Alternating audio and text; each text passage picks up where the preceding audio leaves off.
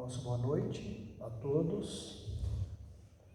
Esta noite nós vamos fazer uma reflexão a respeito de um tema que é fundamental em se tratando de espiritismo, de doutrina espírita, que é o tema sobre a reencarnação. Talvez um dos fundamentos do espiritismo, talvez o mais importante. E para a gente poder refletir a respeito desse assunto, que é tão importante, como dissemos, nós tomamos por base o editorial do jornal Comunica a Ação Espírita, do mês de maio e junho desse ano, e ele traz aqui esse tema, a reencarnação no dia a dia. Eu achei muito importante para a gente refletir, até porque o próprio articulista que eu colocar, ele elencou aqui 10 tópicos falando da reencarnação, mas para que cada um de nós relacionemos com o nosso dia a dia. Porque a nós espíritas ou aqueles espiritualistas que, vamos dizer entre aspas, acreditam na reencarnação, têm a reencarnação como fundamento, a gente, no nosso dia a dia, a gente acaba não relacionando todas as nossas atitudes, nossos relacionamentos, com a questão da reencarnação. Inclusive Allan Kardec, na obra básica, no Livro dos Espíritos, ele trata da reencarnação como um dogma. Ele trata o dogma da reencarnação. Muitas vezes nós, espíritas, dizemos que as religiões são dogmáticas, que o espiritismo não tem dogmas, não é? Mas o que é um dogma? Um dogma é um fundamento que a gente não discute, a gente aceita tacitamente, a gente entende que é indiscutível, é um dogma, é um fundamento. Então, para o espiritismo, realmente, a reencarnação é o ponto-chave, E o articulista aqui, inclusive, ele diz que se a reencarnação não existisse, nós deveríamos inventá-la.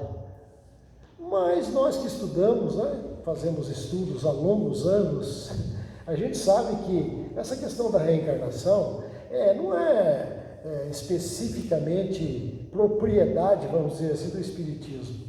O tema reencarnação já era tratado há milênios, muito antes de surgir o cristianismo. Aquelas civilizações antigas já criam na reencarnação, que os espíritos voltavam para se reencarnarem. Então é um tema fascinante, e que nós dizemos aqui no nosso estudo, a reencarnação ela não pode ser provada. Cientificamente ninguém pode provar a reencarnação, tanto quanto a ressurreição para as igrejas, não se pode provar. Mas não encontramos uma outra alternativa que possa nos dar respostas racionais para todas as situações que ocorrem na nossa vida, na sociedade, no nosso relacionamento. Entendemos assim que a única opção que nos traz essas respostas racionais é a reencarnação. Então, o articulista coloca aqui para a gente 10 tópicos para a gente analisar. Ele, inclusive, coloca aqui, porque, inclusive, eu particularmente coloco aqui, eu não gosto da palavra doutrina espírita, muito embora seja, mas eu não gosto particularmente, porque a palavra doutrina, ela é meio pesada, Fica uma impressão, assim, de catequização. Dá a impressão que você está, inclusive antigamente se falava isso nas reuniões mediúnicas, doutrinar os espíritos. Então a palavra doutrinar dá a impressão que você está enfiando na cabeça da pessoa a revelia da pessoa. Você está fazendo uma lavagem cerebral, colocando alguma coisa na cabeça da pessoa. Então, particularmente, eu vejo o espiritismo como uma proposta filosófica. Algo livre para ser examinado livremente, como Kardec dizia, passai tudo pelo crivo da razão. E nós já comentamos aqui, o crivo da razão de cada um de nós aqui é diferenciado, depende do nosso grau evolutivo, das nossas conquistas, do nosso amadurecimento, depende de uma série de coisas. Cada um de nós tem um grau, né, do que seria o crivo da razão. Então eu prefiro proposta filosófica. O articulista aqui até coloca o seguinte, em itens como esses, né, que ele vai elencar aqui, não nos estendemos em considerações amplas. Preferimos deixar ao leitor a tarefa de examinar, conectar os fatos citados com a reencarnação e tirar as suas próprias conclusões. Então veja que é uma coisa aberta, não é imposta, não é? É sugerida para que a gente trabalhe os nossos raciocínios, não é? Não é como as religiões ortodoxas, que têm os seus dogmas inquestionáveis, e não é permitido você questionar e duvidar, não é? E o Espiritismo nos propõe o raciocínio. Então vamos lá. Reencarnação no dia a dia. O primeiro tópico que ele coloca para todos nós é a reencarnação e conhecimento de Deus. Aí já começa a necessidade de nós filosofarmos. O Livro dos Espíritos, todos nós sabemos, na questão número 1, coloca Deus como a inteligência suprema, a causa primeira de todas as coisas. Está posto ali. Não está dizendo que é um homem, não é? Um ser antropomórfico que habita lá fora do cosmos e de lá ele controla as nossas vidas aqui. Não é? Dissemos aqui já que a palavra que está muito na moda hoje é que Deus está no comando. Já dissemos isso aqui. Mas essa questão do entendimento do que seria Deus. Ora, Deus é um processo em construção nas nossas mentes. Não é? O ser humano projeta Deus à própria imagem sua, a sua própria imagem e semelhança. Quer dizer, cada um de nós aqui imaginamos Deus com os valores que nós temos íntimos, com os paradigmas que nós temos, não é? Com os conhecimentos, com as nossas reflexões, nós imaginamos Deus. Porque, na verdade, como diz a questão número 10 de O Livro dos Espíritos, nós não temos ainda um sentido bem apurado para entendermos o que é Deus. Nós fazemos conjecturas, né? Nós filosofamos a respeito do que seria Deus. Tanto é que Kardec pergunta, o que é Deus? Ele não coloca assim, quem é Deus? Ele pergunta o que é. Então fica posta esse primeiro item aqui, que a reencarnação e o conhecimento de Deus. Olha, nós somos espíritos milenares. Nós temos um processo de evolução de milhões de anos, de eras, em que a gente vem desenvolvendo a nossa consciência através de ocupação de corpos sucessivos, são as chamadas reencarnações. Então nós vamos amadurecendo. Então esse conhecimento de Deus aqui, ele vai num crescendo. Não é? Tem até um livro que nós estudamos, que se chama Deus, uma história humana. Uma história humana.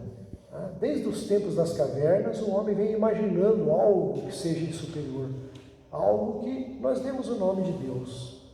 Então, o conhecimento de Deus é algo progressivo, algo relativo e progressivo. Não é?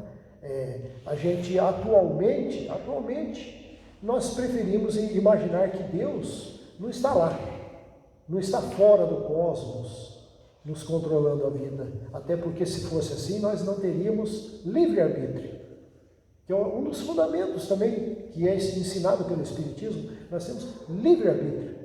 A liberdade de fazermos o que queremos, de tomarmos os caminhos, as iniciativas, as experiências que quisermos, certas ou erradas. Aprenderemos sempre. Então, preferimos hoje imaginar que Deus é aquela potência divina que está em nós. Quer dizer, toda a consciência universal está em nós. E nós estamos imersos nessa consciência universal. Aquilo que o ensinamento gnóstico de Paulo de Tarso chamava de o Cristo, o Christos dos gregos, a presença divina dentro de si próprio que cada um de nós temos. Todos nós somos Cristos em evolução, em desenvolvimento. O segundo tópico que ele nos coloca é a reencarnação relacionada com as catástrofes naturais e as provocadas pelo homem. Nós aprendemos com o Espiritismo que nós reencarnamos no nosso planeta Terra e estamos sujeitos às vicissitudes da vida terrena. Nós estamos sujeitos a tudo que acontece no planeta, não é? Desde tempos imemoriais, inclusive a Bíblia cita, catástrofes, não é? Que eram atribuídas, essas catástrofes, à ira divina. Eram atribuídas à ira divina. Não é? Cidades impenitentes como Sodoma e Gomorra, não é? Que choveu cinzas. Ora, nós sabemos, né, da erupção do Vesúvio lá, em Pompeia, na Itália. Não é? São catástrofes naturais. Recentemente, os tsunamis, os terremotos, as acomodações das placas tectônicas, né? Tudo isso que está acontecendo são catástrofes naturais, inerentes ao planeta. Então nós todos estamos sujeitos a sofrer isso. São catástrofes naturais. Mas tem também as provocadas pelo homem.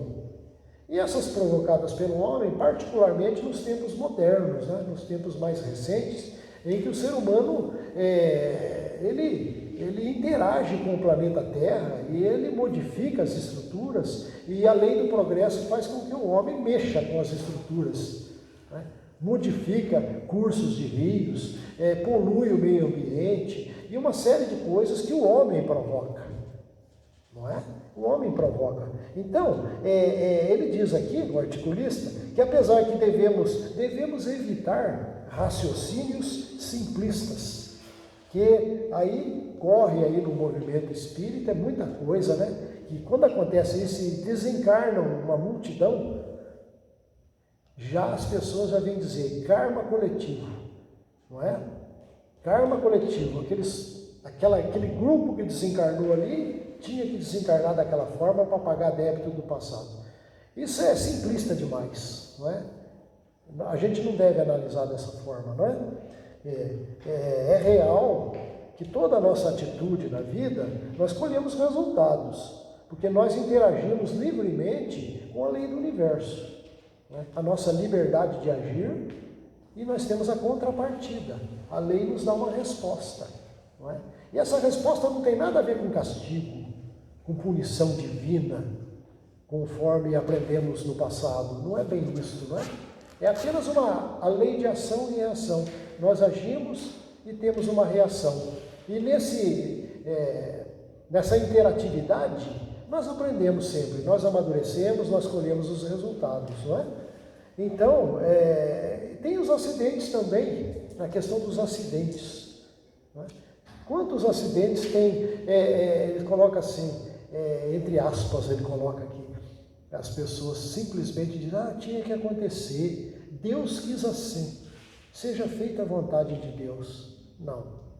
O livro do professor Ibolberg nos diz, seja feita a tua vontade. A tua vontade, porque você é Deus, não é?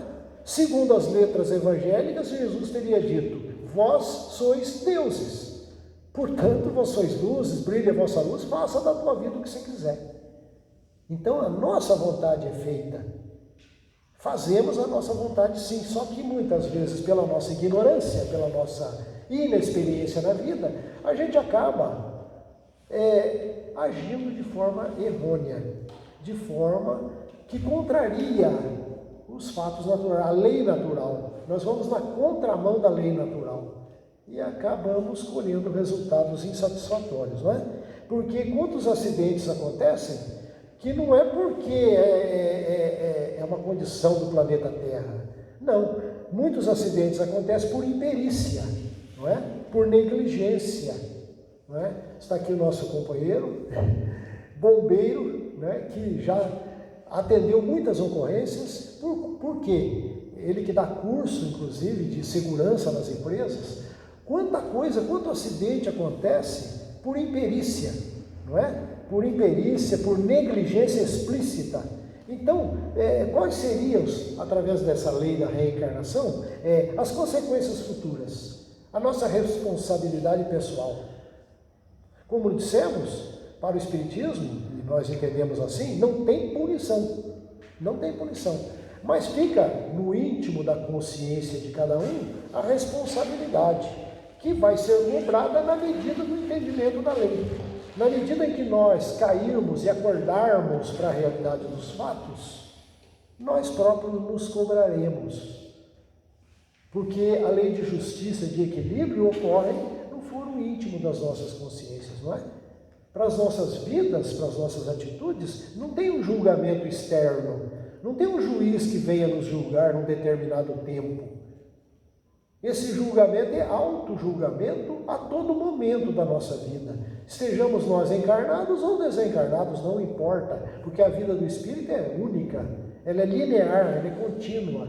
Então, a qualquer momento, no despertar da nossa consciência, nós nos cobramos, nós nos julgamos e nós sentimos a necessidade de mudar rumos, de corrigir.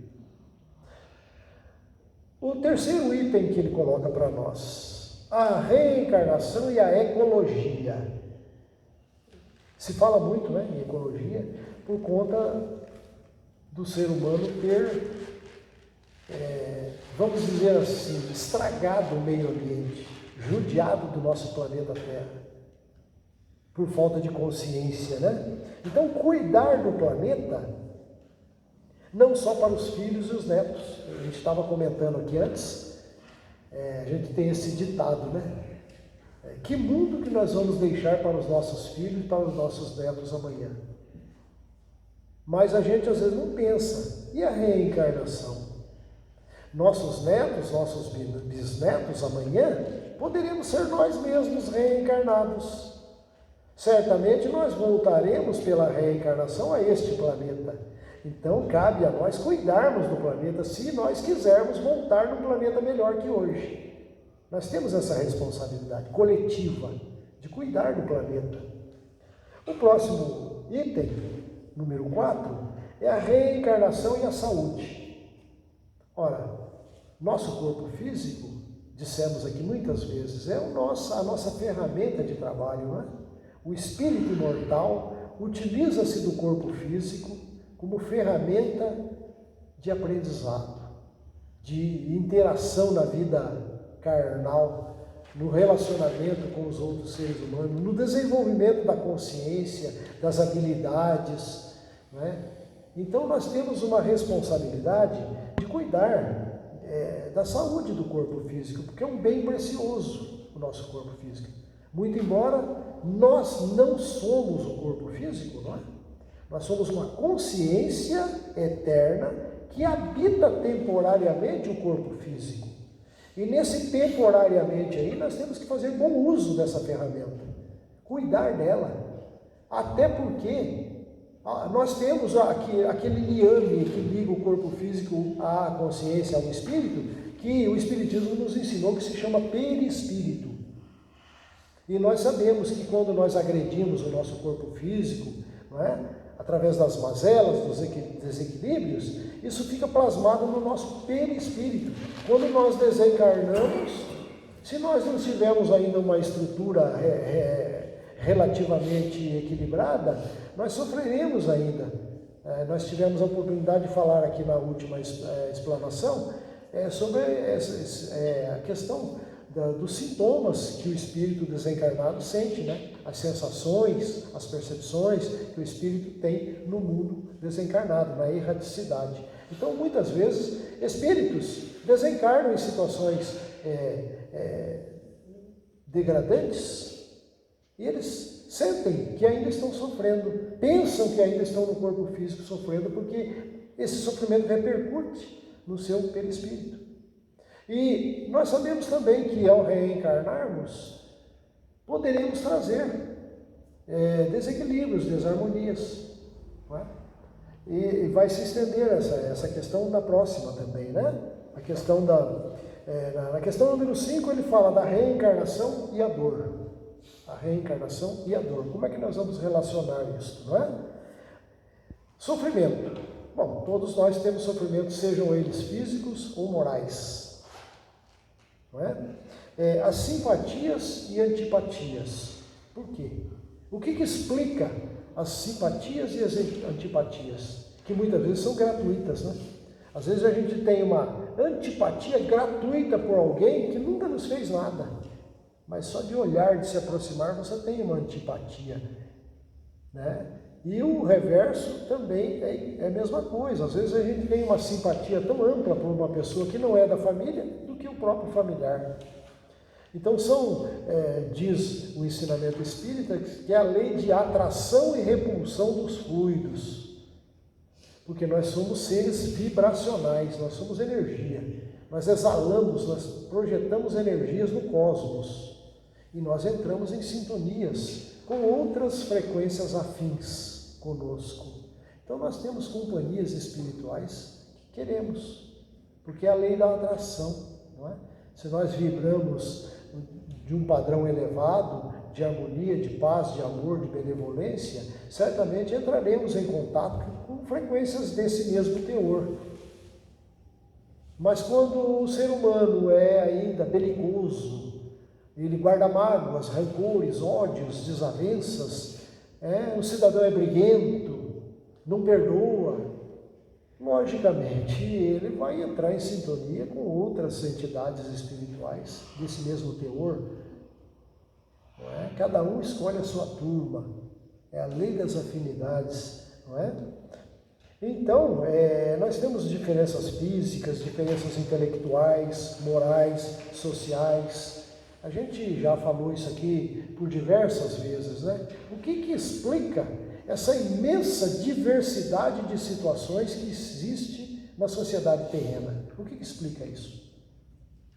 Se as religiões dizem que Deus é o mesmo para todos, não importa a maneira que você entenda Deus. Deus não faz acepção de pessoas. As religiões dizem isso. Mas se for assim, se Deus está no comando, por que essa imensa disparidade de situações que existem na Terra? Por quê? E principalmente porque as religiões tradicionais não pregam a reencarnação, não admitem a reencarnação. Eles pregam uma vida única, uma vida só. Nasceu, morreu, fica esperando o julgamento. Ponto final. Ora, mas que Deus é esse? Aí volta na questão número 1, o entendimento de Deus, né? Lá na questão número 1, reencarnação e conhecimento de Deus. Mas que Deus é esse? Que Deus é esse que faz a gente nascer uma vez só? Uns bonzinhos, educados, inteligentes, em berço de ouro, não é? E outros na ignorância, no sofrimento, na perdição, na danação, como podemos dizer. Ora, e depois? Não tem reencarnação? Não tem oportunidade de recuperação? De refazer os caminhos errados? Não tem? Só a reencarnação explica isso.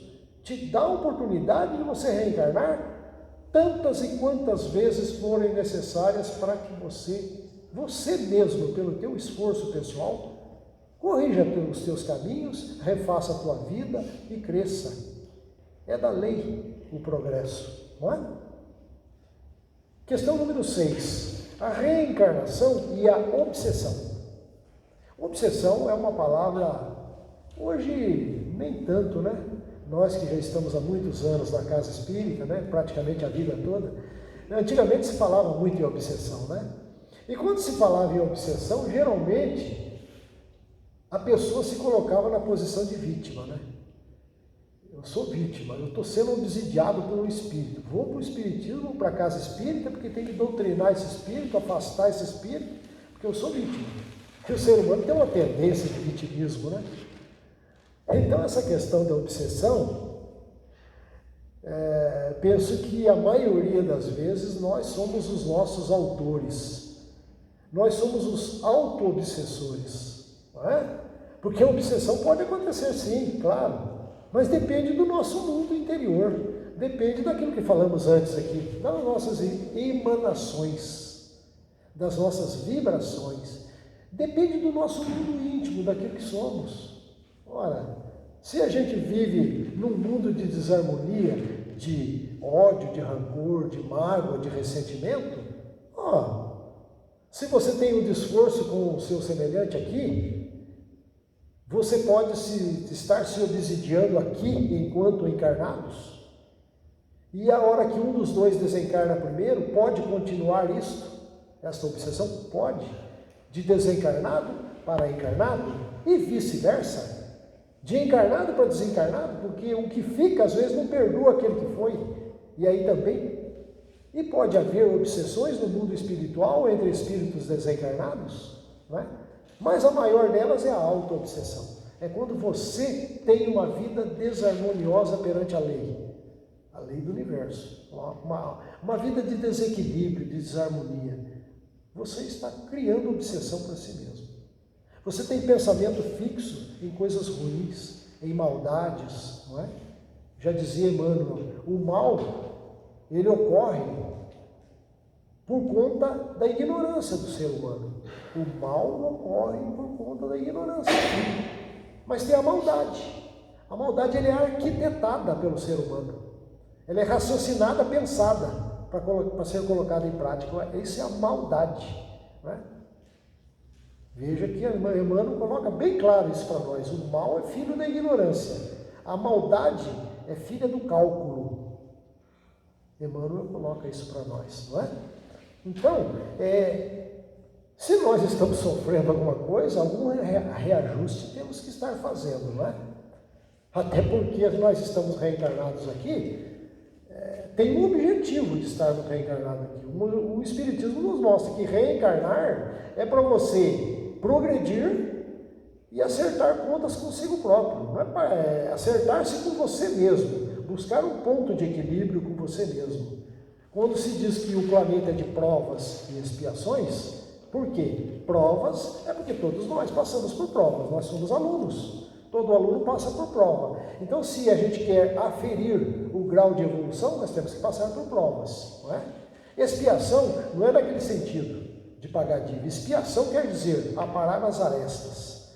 Você se lixar nas suas imperfeições, melhorar, progredir, né? Erradicar as más tendências que nós temos, né? Fazer os esforços necessários para erradicar as más tendências que trazemos, os maus vícios, não é? Depois, na questão número 7, ele fala da reencarnação e as fobias. Ele diz que está relacionada com o item anterior. Porque as fobias também são os nossos medos, né? As nossas incertezas, os nossos traumas que trazemos, né? Trazemos no nosso inconsciente profundo, né? Podemos ter traumas de infância dessa encarnação atual, né? Podemos ter traumas que trouxemos da vida intrauterina, quando estávamos em gestação, né? Casais que vivem em situações desarmoniosas, de brigas, né? Filhos que são rejeitados no útero materno. As crianças nascem com traumas, com fobias, não é? Então a reencarnação explica essas situações, não é? Porque se nós formos a um terapeuta profissional, o que ele vai falar? Ele vai até o útero da mãe, ele não vai para trás, né? Mas existe a psicologia transpessoal, que é aquela que vai lá para trás, para as outras reencarnações passadas, vai buscar a origem do problema em experiências passadas, em outras reencarnações. Existem terapeutas profissionais para isso, para fazer esse trabalho, mas eles necessariamente têm que ser espiritualistas, reencarnacionistas para fazer esse trabalho, não é? A questão número 8 fala da reencarnação e aborto, pena de morte e eutanásia. Esses 3 temas já foi debatido há décadas e décadas no movimento espírita, não é? Falar sobre aborto, pena de morte e eutanásia. Então, isso aqui vai para o campo da filosofia, vai para o campo das culturas de cada povo, né, dos usos e costumes de cada povo, né? Diante, por exemplo, aborto. É uma discussão hoje, né, na atualidade, né? Há países aí que permitem, outros países não permitem, principalmente as religiões não permitem, não aceitam, o próprio espiritismo não aceita o aborto. Porque se ali está reencarnando um espírito que vai ter que aprender. É uma oportunidade para o espírito aprender. Então, se você vai tirar uma criança, isso fica numa questão filosófica, né? entra numa questão de crença religiosa, de filosofia, entra para uma questão de livre-arbítrio de cada um, não é? Que o Espiritismo admite o aborto apenas quando a criança está oferecendo, a mãe está correndo risco de vida. Então, em casos extremos, é permitido o aborto. Mas aí entra questões políticas, né? Discussões, e aí cai no campo da filosofia do livre-arbítrio. E a mesma coisa a pena de morte, a eutanásia, né? Países que têm pena de morte, acho que no próprio Estados Unidos, né? São quanto lá? 52 estados, parece, né? Alguns estados têm a pena de morte, outros não, dentro do mesmo país, não é assim? Posso estar enganado, mas acho que é isso mesmo, não é? Então, e eutanásia? A eutanásia aí tem um detalhe, né? Existem eutanásia que são pedidas pela própria pessoa que está sofrendo um mal, que não tem mais jeito, ela sabe que ela está sofrendo demais e não tem mais jeito. Então ela pede a eutanásia, mas às vezes ela tem que entrar na justiça para conseguir a eutanásia, né? E outros que aplicam a eutanásia, eu não sei. Isso aí, que, como diz o articulista, que cai para o campo filosófico, cai para o campo das crenças religiosas, da cultura de cada povo. Acho que isso cai para o lado do livre-arbítrio de cada um, né? Se isso vai ter, muito se diz que no próprio movimento espírita tem muitas literaturas aí, que vai haver, não vamos dizer castigo, mas seria algo que o espírito vai sofrer muito depois, se ele se suicidar. Tem inclusive um livro famoso do Vale dos Suicidas, né? O sofrimento dos suicidas, né? Mas a gente tem que tirar, uma coisa a gente tem que ter certeza, seja lá qual for o caso, não há punição divina, porque não tem esse Deus externo julgador, esse Deus interventor. Isso nós temos que tirar da mente. O que existe é o tribunal da consciência de cada espírito. Cada espírito, no momento certo, ele vai chegar à conclusão, se ele agiu certo ou errado. Ora, que punição poderia ter nesses casos? A punição seria a dor de consciência, o remorso, não é? Depois, por exemplo, quem se suicida, o espírito depois, quando ele cai em si, no mundo espiritual, desencarnado, ele pode cair em si. Ele pode ter um remorso, uma dor de consciência, um sofrimento por ter feito algo errado, que ele poderia ter continuado, não é? Então esse é o tipo de sofrimento, mas não que seja uma punição imposta de fora para dentro, não é? Então nós temos que entender isso de uma maneira filosófica e razoável, não é? Para cada situação. Questão número 9, já estamos quase no final, não é? Reencarnação e o progresso humano. O Espiritismo nos mostra que o ser humano individualmente, ele não retrograda. Tudo que ele aprende, que ele incorpora no seu cabedal de conhecimento, ele não perde, ele não retrograda. O Espiritismo nos mostra que, se nós olharmos ao passado, desde tempos imemoriais, a gente vê que houve evolução, né? Houve crescimento. Hoje, principalmente nos dias atuais, o avanço das ciências, das tecnologias, das artes, houve muito avanço. Paralelamente a isso, a gente vê ainda, ele está colocando aqui, como é possível crer em avanços quando somos obrigados a conviver com tão gritantes manifestações de violência, intolerância e a corrupção de costumes. Nós vivemos isso, basta ligar a mídia, não é? A mídia está cheia disso. Acho que 90 e tantos % do que a gente enxerga na mídia é isso aí. Poucas coisas que se mostram na mídia são coisas construtivas. A gente só vê corrupção, guerra, falcatruas de todo tipo, violência, assaltos, morte, assassinatos, tudo. Parece que é um prato cheio para a mídia. E se a gente prestar atenção nisso, a gente vai se alimentando disto. E a gente vai acabando chegando à conclusão de que é isso mesmo. A gente está andando para trás, a gente não está evoluindo, a gente está regredindo. Se a gente pensar dessa forma.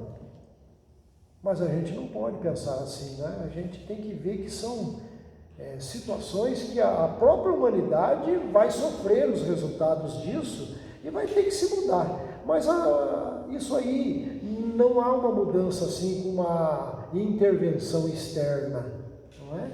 A mudança na humanidade vai ocorrer individualmente. Cada ser humano vai melhorar-se a si próprio. Quer dizer que gradativamente, à medida em que cada ser humano cuidar de si próprio, melhorar-se a si mesmo, com certeza a somatória, a coletividade vai melhorar. Nós temos que acreditar nisso, não é? Temos que acreditar num mundo melhor. Se cada um de nós tiver essa tomada de consciência de que nós temos que nos consertar a nós, em primeiro lugar. Mudar as nossas atitudes perante a vida e não tentar consertar o outro. Porque é muito comum a gente julgar o outro e não julgar-se a si mesmo, não é? Então, é essa questão. E o item 10, para a gente finalizar, a reencarnação e os laços afetivos. Isso ocorre muito dentro dos nossos lares, das nossas famílias, não é? Na sociedade em que vivemos, onde estamos inseridos, no contexto em que estamos inseridos. De uma certa forma, a gente já até comentou no item lá do início, né? Essa questão de, dentro do nosso próprio lar, não é?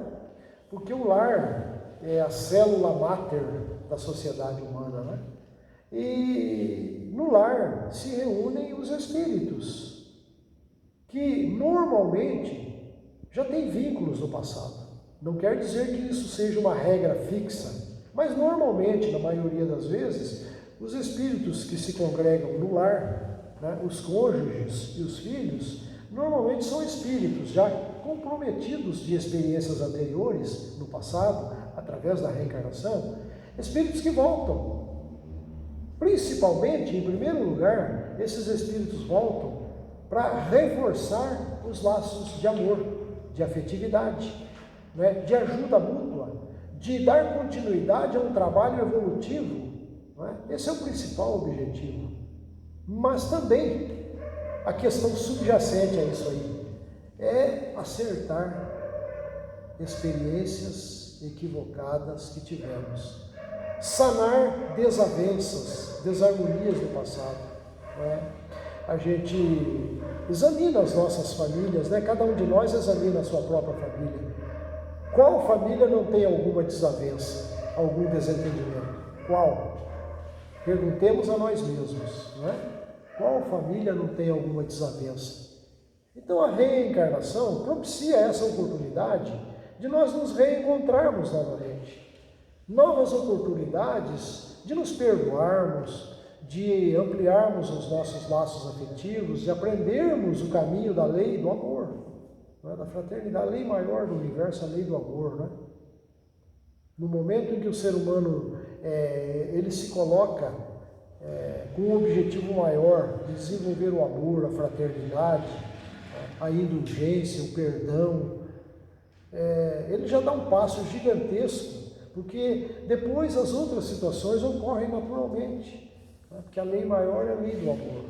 Então, para que nós desenvolvamos humildade, tolerância, paciência, não é? Que está tão difícil nos dias atuais, não é?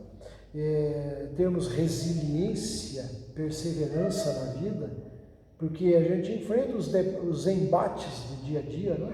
Seja no mundo profissional, no mundo físico, na nossa luta diária, e seja no campo sentimental, né? Dos relacionamentos humanos, dentro da nossa família. Então, esse editorial desse jornal nos trouxe esses tópicos para que a gente possa refletir a respeito, não é? O que a reencarnação está significando para nós no dia a dia, nas nossas atitudes do dia a dia, não é? Então nós deixamos aqui, como diz o editorial, para cada um de nós tirarmos as nossas conclusões e as nossas reflexões.